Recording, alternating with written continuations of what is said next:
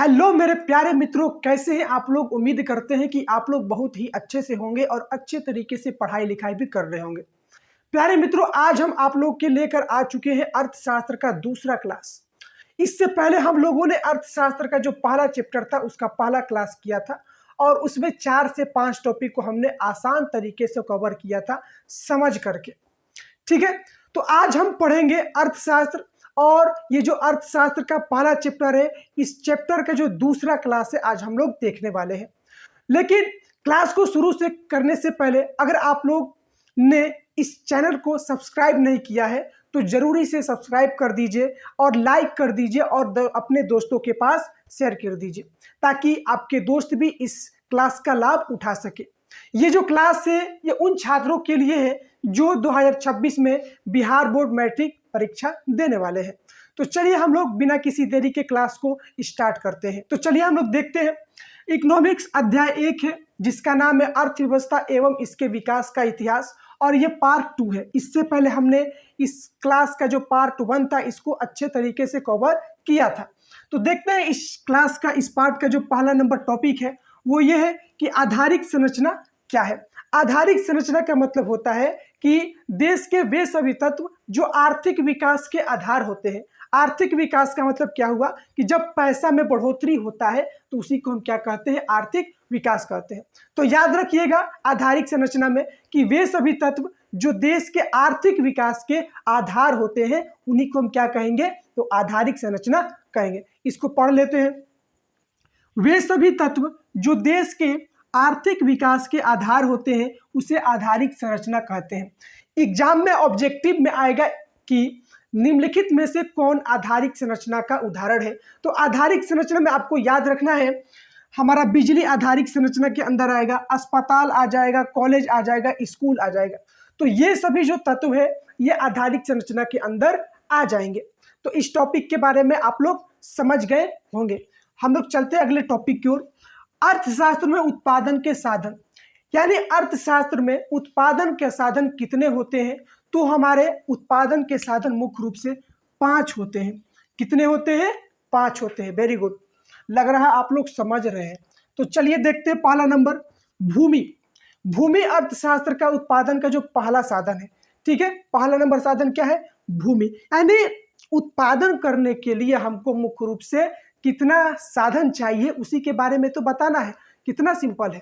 ठीक है, तो दूसरा नंबर है हमारा श्रम, तीसरा नंबर है पूंजी, 4 नंबर है संगठन और 5 नंबर है साहस।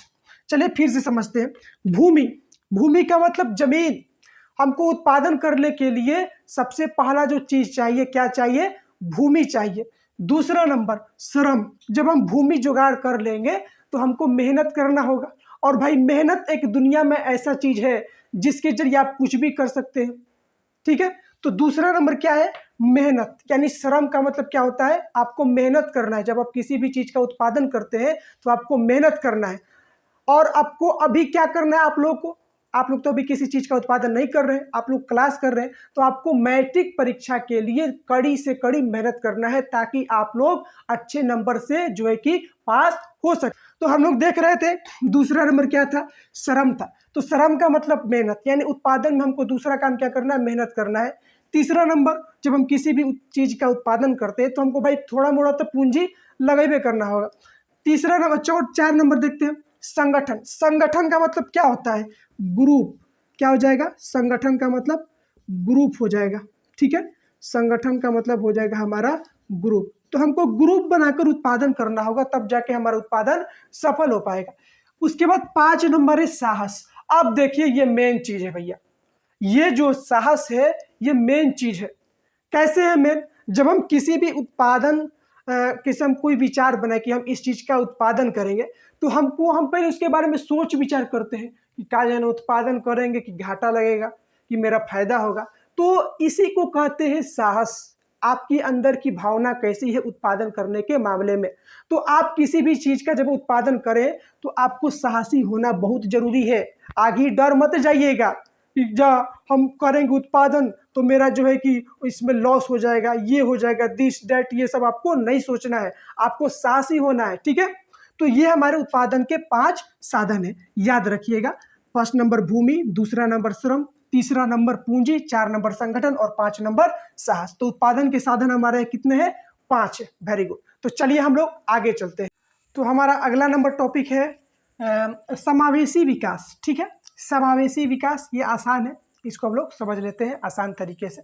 समावेशी विकास का मतलब होता है, देखिए विकास भी बहुत सारा प्रकार का होता है, जिसमें से क्या है हमारा समावेशी विकास। समावेशी विकास का मतलब होता है कि एक ऐसा विकास करना जिसमें समाज के सभी वर्ग के लोगों का विकास हो, चाहे समाज में किसी भी जाति, धर्म, भाषा, संस्कृति के लोग रह रहे हो, उन सभी का अगर विकास हो रहा है तो उस प्रकार के विकास को हम क्या कहेंगे? समावेशी विकास कहेंगे।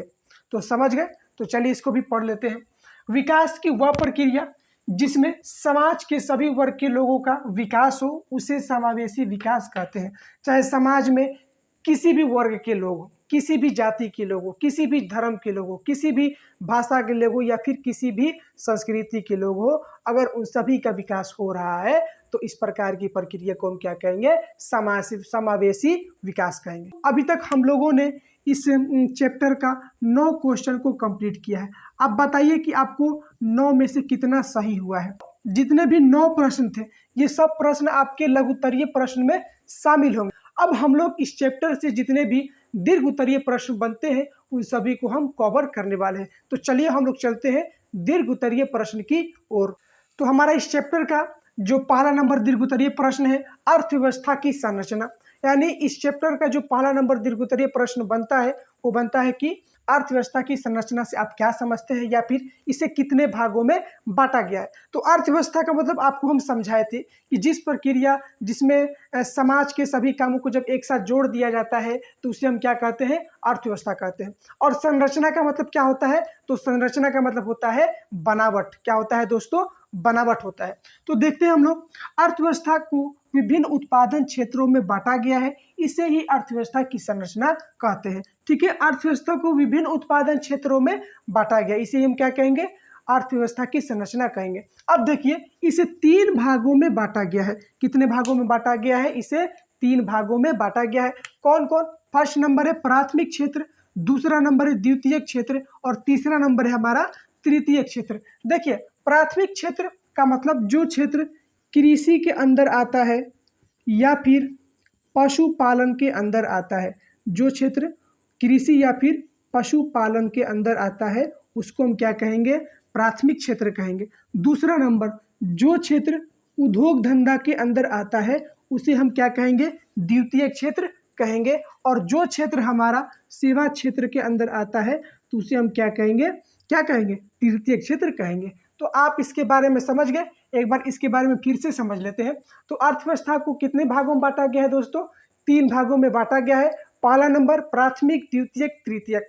प्राथमिक क्षेत्र के अंदर कृषि पशुपालन आएगा, ठीक है। द्वितीयक क्षेत्र के अंदर आएगा हमारा औद्योगिक क्षेत्र, उद्योग से संबंधित जितने भी क्षेत्र हैं वो सभी क्षेत्र किसके अंदर आएंगे? तो द्वितीयक क्षेत्र के अंदर आएंगे। और जो हमारा तृतीयक क्षेत्र है इसके अंदर कौन सा आएगा? तो सेवा क्षेत्र आएगा। तो आप इसके बारे में समझ गए होंगे। तो चलिए हम लोग नेक्स्ट दीर्घ उत्तरीय प्रश्न की ओर चलते हैं। हमारा अगला नंबर टॉपिक है दीर्घ उत्तरीय प्रश्न। आर्थिक विकास की माप कुछ सूचकांकों द्वारा कीजिए। आर्थिक विकास का मतलब होता है कि जब हम पूंजी में वृद्धि करते हैं, क्या करते हैं? जब हम पूंजी में वृद्धि करते हैं तो उसी को हम क्या कहते हैं?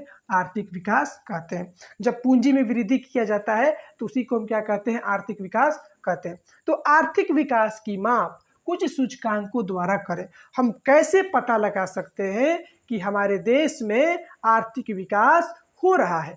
ठीक है, तो हम 2 सूचकांक के द्वारा पता लगा सकते हैं कि हमारे देश में जो है कि पैसा में वृद्धि हो रहा है। पहला नंबर है राष्ट्रीय आय। क्या है दोस्तों? पहला नंबर राष्ट्रीय आय। राष्ट्रीय आय का मतलब होता है कि किसी देश में एक साल में जितना भी उस देश का वस्तु है, जितना भी उस देश का सेवा है, अगर उन वस्तु और सेवा को एक साथ जोड़ दिया जाता है तो उसी को हम कहते हैं राष्ट्रीय आय। तो राष्ट्रीय आय के जरिए हम पता लगा सकते हैं कि हमारा आर्थिक विकास हो रहा है कि नहीं हो रहा है। ठीक है, दूसरा नंबर है प्रति व्यक्ति आय। तो जब हम राष्ट्रीय आय और देश की कुल जनसंख्या से भाग देते हैं और जो उसके बाद हमारा लास्ट में भागफल आता है तो उसी को हम क्या कहते हैं? प्रति व्यक्ति आय कहते हैं। और इसके जरिए भी हम पता लगा सकते हैं कि हमारे देश में आर्थिक विकास हो रहा है कि नहीं हो रहा है। तो ये दो सूचकांक हैं जिसके द्वारा हम पता लगा सकते हैं कि पूंजी में बढ़ोतरी हो रहा है कि नहीं हो रहा है, कि हमारे देश में आर्थिक विकास हो रहा है कि नहीं हो रहा है। तो ये दो सूचकांक आप लोग को याद रखना है। राष्ट्रीय आय का मतलब किसी देश में एक वर्ष में उत्पादित सभी वस्तु और सेवाओं के मौद्रिक मूल्य को हम क्या कहते हैं, राष्ट्रीय आय कहते हैं। प्रति व्यक्ति आय किसको कहते हैं, कि जब हम राष्ट्रीय आय और देश की कुल जनसंख्या से भाग देते हैं तो जो हमारा भागफल आता है उसी को हम क्या कहते हैं, प्रति व्यक्ति आय कहते हैं। तो याद रखिएगा आप लोग ये दो सूचकांक, पहला नंबर राष्ट्रीय आय, दूसरा नंबर प्रति व्यक्ति आय। इसको पढ़ लेते हैं। किसी देश में एक वर्ष में उत्पादित सभी वस्तु एवं सेवाओं के मौद्रिक मूल्य को हम क्या कहते हैं, राष्ट्रीय आय कहते हैं। दूसरा नंबर है प्रति व्यक्ति आय। राष्ट्रीय आय में देश की कुल जनसंख्या से भाग देने पर जो भागफल आता है उसी को हम क्या कहते हैं, प्रति व्यक्ति आय कहते हैं। तो आप लोग को ये बात इसमें याद रखना है। पहला नंबर राष्ट्रीय है, दूसरा नंबर प्रति व्यक्ति आय। तो चलिए हम लोग इस चैप्टर के नेक्स्ट नंबर दीर्घ उत्तरीय प्रश्न की ओर चलते हैं। हम लोग देखते हैं अगला नंबर प्रश्न, बिहार के आर्थिक पिछड़ेपन के कारण।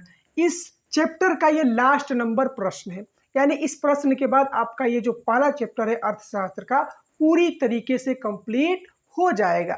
तो चलिए हम लोग देखते हैं। पहला नंबर है जनसंख्या में वृद्धि। तो बिहार में जनसंख्या में तेजी से वृद्धि हो रहा है जिसके कारण बिहार पीछे है। दूसरा नंबर देखते हैं आधारिक संरचना का अभाव। इससे पहले आप लोग को आधारिक संरचना के बारे में समझाए हैं कि आधारिक संरचना का मतलब क्या होता है, कि वे सभी तत्व जो देश के आर्थिक विकास के आधार होते हैं, जैसे स्कूल, कॉलेज, हॉस्पिटल वगैरह, ठीक है। तो इन सभी के अभाव के कारण बिहार में जो है कि आधारिक संरचना का अभाव है। तीसरा नंबर है कृषि का पिछड़ापन। बिहार में आज भी पुराने तरीके से खेती बाड़ी किए जाते हैं, कृषि किया जाता है, जिसके कारण आज बिहार पीछे है। 4 नंबर शिक्षा का अभाव। बिहार अच्छा स्कूल नहीं होगा, अच्छा कॉलेज नहीं होगा, तो जिसके कारण शिक्षा का अभाव हो जाएगा, जिसके कारण बिहार पीछे हो जाएगा। 5 नंबर बाढ़ तथा सुखाड़ की समस्या। जब बिहार में बाढ़ आ जाए तो क्या होगा, बाढ़ से बहुत सारा हानि हो जाएगा, जान माल की हानि हो जाएगी, फसल बर्बाद हो जाएंगे। तो इस प्रकार के कारण जो बिहार हमारा है आर्थिक पिछड़ापन, यानी पैसा के मामले में भी क्या है, पीछे है। तो ये सब कारण है। इसके बाद इसका एक अपोजिट क्वेश्चन आता है कि इसको दूर करने का उपाय।